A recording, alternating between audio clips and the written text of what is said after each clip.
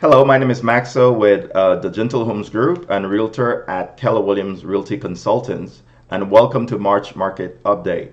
As always, this area is going to apply. Let me change my screen here. This area is going to apply to Central Margate. That's highlighted here. We're starting at the C14 Canal. We're going up 66th Avenue. We're standing between the canals, crossing Atlantic, going up 66 to past the park. That's been updated this past month. It opened up. We're going through Margate Boulevard and all the way up to Northwest 18th Street, just a little bit south of Royal Palm. And here we have a lot of single family homes and a big 55 and over community in Paradise Gardens. So this is what this information here applies to. And just in summary, we look at the detail when we look at the information is that still pretty strong sellers market, and overall the pricing is still continuing to trend up. And we look at both on the top end and also on the bottom end. So we'll look at that as we close off. Now let's switch on to just the data for the month. And when we look at that, we're comparing 20, let's put this in full screen mode. We're comparing 2021 to 2022, looking at just how from one month to another things have changed. So last March we had 18 sales. This part March we had 7, so that's a decrease. But overall, when we look at medium sales and average sales price, we're still 5.2 over last year around this time for the median at 364 compared to 346, and we are at almost 28% above average sales when we're looking at 393 instead of 307. The overall volume is expected to be lower because more was sold, so it's almost doubled. We're looking at 5.5 million last year compared to 2.75, so a 50% decrease. And it's just really driven by volume. We sold more houses, of course. It's the volume, overall volume. As far as percent original price, list price received, meaning that are the sellers getting what they're asking, we're seeing this month compared to last month, last year, we're seeing a 1.7 increase, where we're looking at almost 101% of asking. And just look at let's look at the data itself and see. Here you could see that we got 100%, 99, 104. This was listed at, let's look at, so these are the list price. 529, you got 529. 449, it closed at 445. 415, and you got 430. 369, you got 360, so it's a 97%.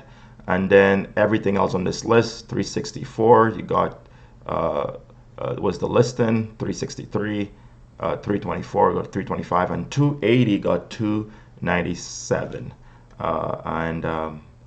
Let's continue here. Median time to contract is 9 days, meaning that it's taken about 9 days. You list the house and you get a contract. And getting a contract, of course, is not the end of it all. You have to close, and that's where the real negotiation and getting a house sold really start, is when you're under contract. Particularly now in this market where you'll get some very, I would say, over-the-top offers. But sometimes the buyers are not serious, and once they're under contract, they start to try to see how they can bring the price lower. So again, but we're seeing 9 days median to contract.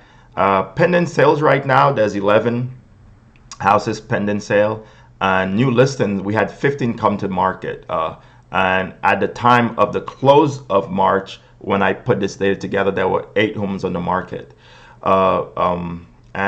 Months of supply of inventory, meaning that how much houses is out there to be sold, we're close to a month, and that's really different. It's actually doubled from what we've been going at, and from a month to month perspective, we've been at half a month, sometime a quarter of a month, but right now we are at 1 month. Is that a trend? Are we going to see more houses coming in the market?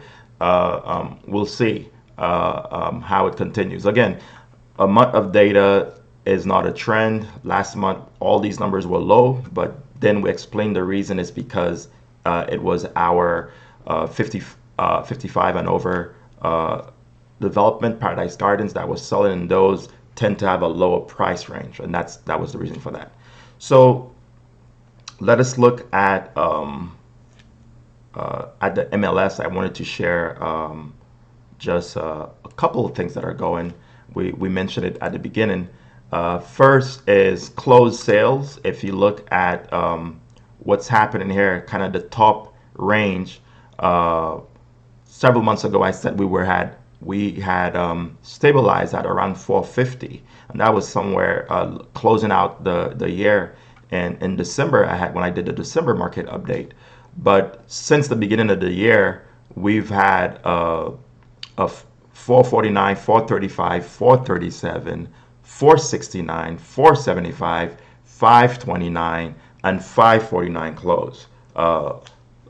The top end is moving, and also the bottom end is moving, because we're seeing a lot of the 2.2s in Paradise Gardens that are listing for in the 320s,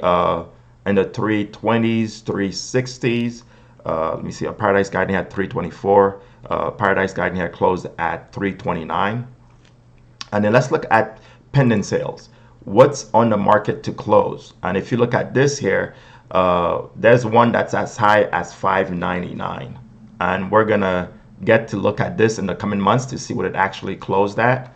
But what's closing out, that's on the contract to close. We've seen a 475, a 490, a 549, and a 599. So we'll keep watch over this and discuss this. But as I was also saying, the bottom end is also moving up. So if you look at the Paradise Gardens, you're seeing as high as a 365 there, a 2.2, 1,150 square feet. So we're still seeing pretty much of a trend up and in the neighborhood. Let's try to get back to my screen here, the camera capture only. So yes, so that's kind of what we're seeing here. We're going to continue looking at the data to see what's going on as far as the months of inventory.